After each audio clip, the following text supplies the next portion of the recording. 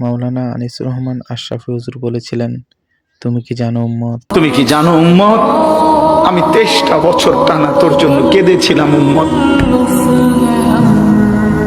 আমি এমন কাঁদা কাঁদছি রে উম্মত তোদের জন্য। আশার নামাজের পরে দাঁড়াইছি, ফজরের আজান পর্যন্ত আমি আমার মালিকের কাছে তোদের জন্য, উম্মতের জন্য চোখের পানি ফেলে কাঁদছিলাম। আমার এত চোখের পানি তোর দিল গলাইতে পারলো না।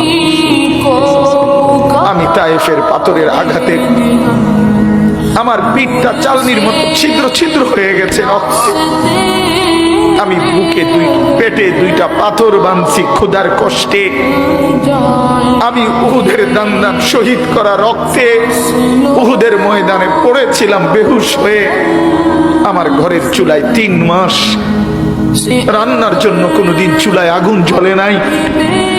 আমার এত চোখের পানি, এত রক্ত, এত ক্ষুধার কষ্ট, কিছুই তোর মন গলাইতে পারলো না। ভিডিওগুলো ভালো লাগলে ভিডিওগুলো শেয়ার করে দিবেন।